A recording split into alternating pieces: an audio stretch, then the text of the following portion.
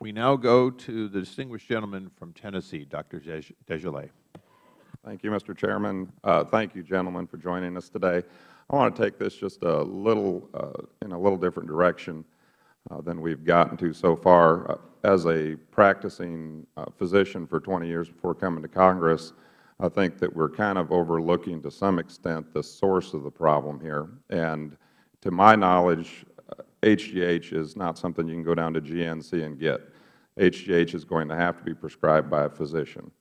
I know from my experience, and I have had patients come in who were undersized off the growth chart at young ages when they're hitting puberty, and those discussions have occurred whether it's appropriate to use this hormone. And generally that is a problem that's referred on to an endocrinologist. Now, I guess what is confusing to me here is why is this so readily accessible, and who are the doctors who are providing this for the wrong reasons, and why is the punishment not starting there, and then maybe we don't have to worry as much about it. I know bad things will happen as long as there's bad people or bad players in the game. Can anyone enlighten me on what the punishment history has been for physicians prescribing HGH? Dr. Goldberg? Many of the kids who get both HGH or think they're getting HGH or anabolic steroids get them from the Internet. If you put in buy HGH or buy steroids, you can get many, many thousands and thousands of hits, and you can send away for vials of steroids or human growth hormone. Whether they're in reality human growth hormone or steroids is questionable, and they've been looked at. Many of them are phony. But from Eastern Europe, you can get those. They're readily available. Without a doctor's prescription, or do they just forge them? Oh, without a doctor's prescription. Okay, so there's a certain, yes, Mr. Gimbel.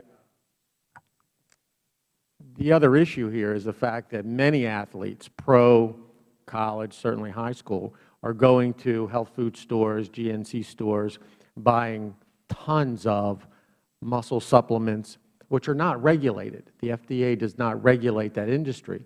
In surveys that have been done randomly over the years, many of these products have had HGH and anabolic steroids in them. We just don't know.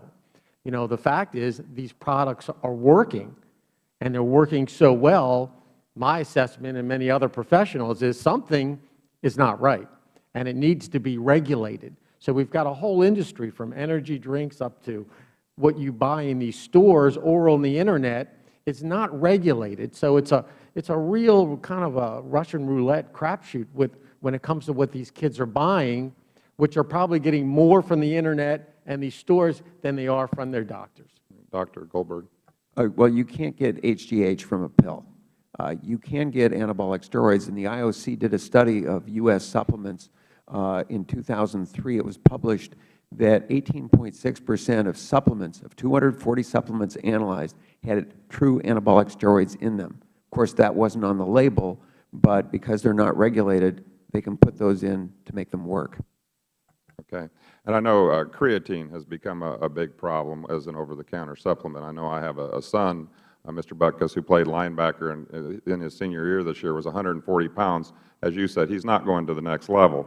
But as much as he and his other teammates wanted to continue to use creatinine, I told them the perils of this, and yet at halftime or all throughout the game, they're laying on the sideline getting their cramps stretched out, whether it's their calves or hamstrings.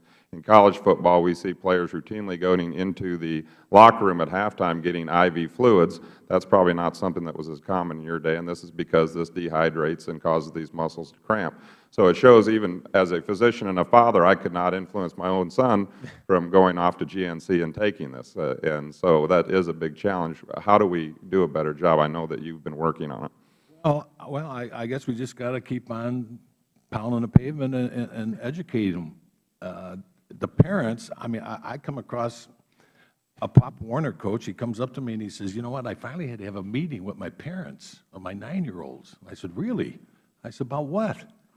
He says, well, just before the game, the parents make them go back in the parking lot and they chug down energy drinks.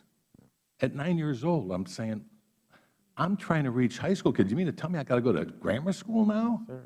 Or the case of telling that story to another Pop Warner coach that came by, and He says, that's nothing, Dick. I actually caught a mother giving a 9-year-old a laxative so he could make his weight at 9 years old. Wrestling, that happens for sure.